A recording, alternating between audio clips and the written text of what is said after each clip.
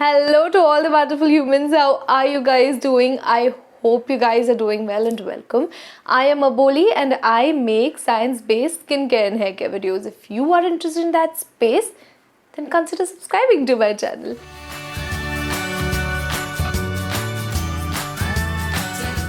In today's video, we are going to compare alpha-arbutin, tranexamic acid and kojic acid to see which is the best ingredient to reduce your hyperpigmentation. And by hyperpigmentation, I mean everything. Post-inflammatory erythema, which are those red spots, post-inflammatory hyperpigmentation, that is the brown-black marks, and melasma. So let's start. Let's start with alpha-arbutin. Now, alpha-arbutin is really taking rounds in the skincare space right now, and many of us, we have used the alpha-arbutin from the Minimalist. I have already done a video on it and it worked for my skin. In fact, it worked wonderfully for my skin. But there are many of y'all who've complained that the alpha-arbutin didn't do anything. The alpha-arbutin has broken you out, and that is why I have a few other product recommendations which you could use as a substitute to the 2% minimalist alpha-arbutin. But before we discuss about the product recommendations, let's go and see what alpha-arbutin does in a very brief manner. So alpha-arbutin stops the process of formation of melanin completely. It is a tyrosinase inhibitor. Tyrosinase is an enzyme which goes to the melanosomes and just gives them indication to produce melanin. When tyrosinase is inhibited, there is no indication for the melanosomes to mature and to produce melanin. So that's how it stops the formation of melanin. I did receive a few questions on my alpha-arbutin video that if I stop using alpha-arbutin, will I get the hyperpigmentation back? And the answer is no. When you stop, the normal pathways are restored, but restored to normalcy. When you get hyperpigmentation, that is not the normal state of your skin. When you get hyperpigmentation, the melanosomes are hyperactive and produce more melanin. So that is the hyperactive state of your melanosomes.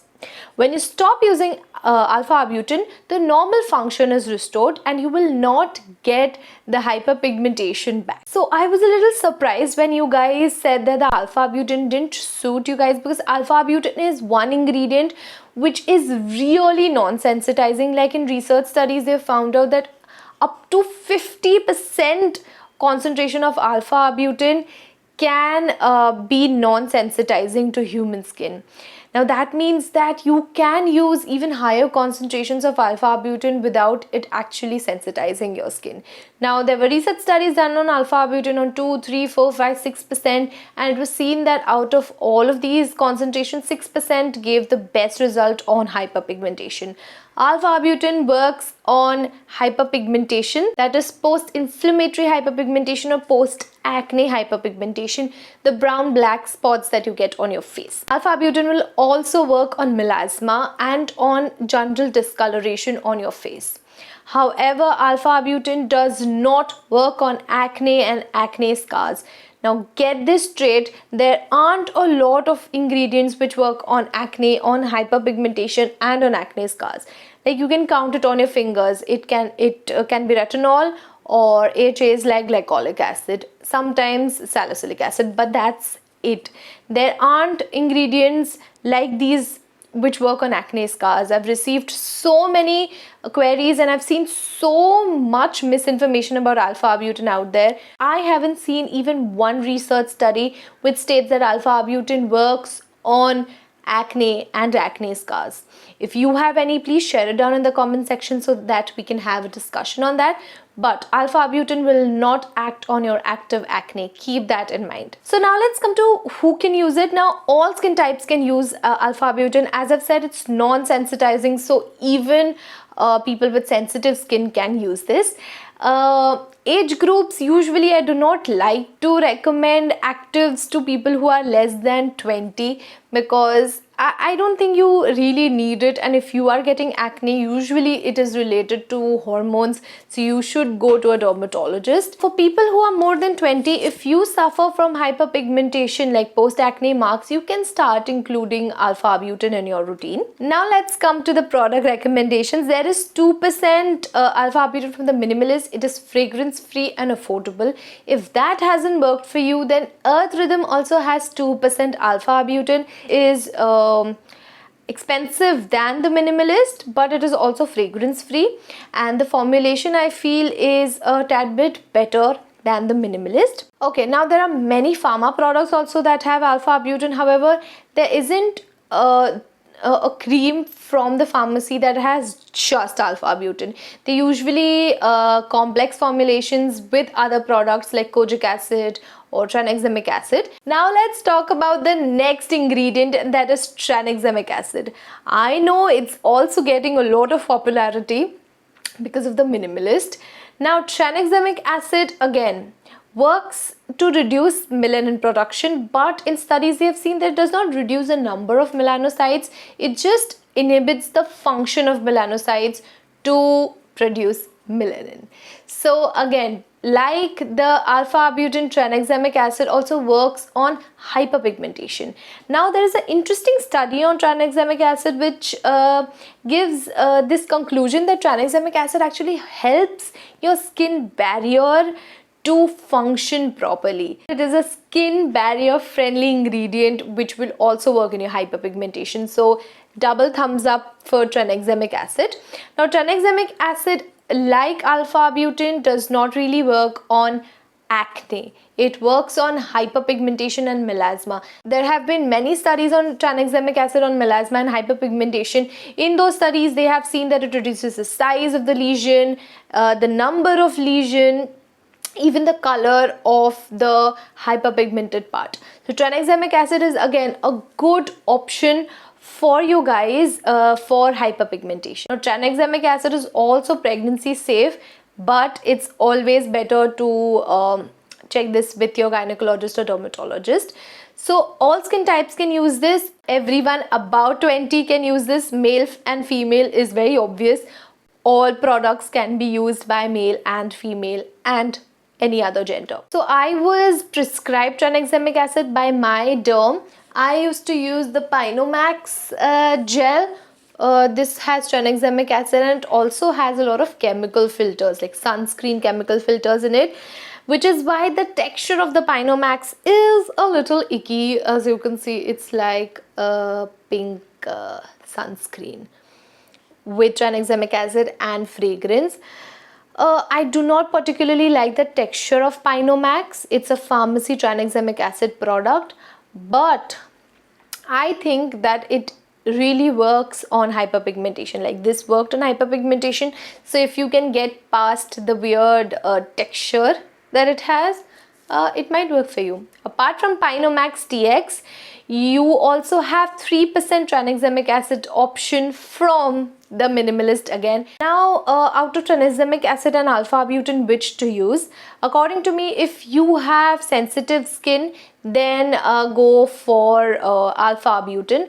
But the problem is that we do not have a lot of products with alpha-arbutin which just has alpha-arbutin. If the Earth Rhythm or the Minimalist one works for you, then I'm really happy. Otherwise, you can also use Tranexamic Acid as a person who has sensitive skin. And I feel the formulation of the 3% Tranexamic Acid is a little better than the alpha-arbutin. I think it also works on hyperpigmentation a little more than the alpha-arbutin from the Minimalist. So if you have to choose between the two right now, I would say choose Tranexamic Acid from the Minimalist. If you don't want to use both of them, then you can also give PYNOMAX-TX a try. Now let's talk about Kojic Acid, and Kojic Acid is one ingredient which is a bit controversial if you should use it or you shouldn't use it, because Kojic Acid can be sensitizing in nature. Now I use Kojic Acid, like I used to use the Dermaco Kojic Acid cream, this one. This one also has glycolic acid in it, which can be too much for some people. There have been a lot of studies on kojic acid, and they have seen that kojic acid generally works better when it is mixed up with vitamin C and glycolic acid, which is why you would see such products in the market. Now, what kojic acid does is, again, it's a tyrosinase inhibitor, so it will work to reduce hyperpigmentation. Kojic acid is also a ROS scavenger, which means it acts on the reactive oxygen species, which is free radicals, so acts as an antioxidant also. Who knew, right? But it does act as an antioxidant. The problem with kojic acid is that several studies have found out that kojic acid can be sensitizing in nature. So the cosmetic ingredient review has given 1% as the mark that skincare products should use less than 1% of kojic acid for it to be non-sensitizing. Now, many products in India have 2% kojic acid, which is also considered as safe limit. But kojic acid, like vitamin C, is incredibly unstable, which is why if you guys have seen the Minimalist, when they came out with a kojic acid serum, the serum started to change color, and then they stopped manufacturing the serum, and that is because kojic acid, like the pure form of kojic acid, is very unstable. So instead of kojic acid, what formulators do is they use kojic acid dipalmitate, and it is also milder than kojic acid, so it will cause less sensitivity. Now, I have 3 product recommendations for you. Unfortunately, all of the 3 products have fragrance in it, so if you don't want to use fragrance, then you can't use any of these products, because I did not find any products with kojic acid that are fragrance free. So the first recommendation is kojic acid cream. It has kojic acid, like the pure form of kojic acid, and it has potassium azelaicyl diglycinate, the same ingredient which is there in the breakout control serum from Deconstruct. Now, that is a derivative of azelaic acid. Between the two, it will work on hyperpigmentation and also on acne. Then we have the Dermaco. It is 2% kojic acid, but it has vitamin C and glycolic acid. The glycolic acid is more than kojic acid in this cream, so for sensitive skin, you definitely can't use this. So I do not recommend that for all skin types. Again, with kojic acid, I don't want teenagers to use kojic acid, especially without a prescription, without supervision. So again, it comes to the same early 20s. You can start if you have hyperpigmentation. So here are our winners. First is Tranexamic Acid, second alpha arbutin, and third kojic acid.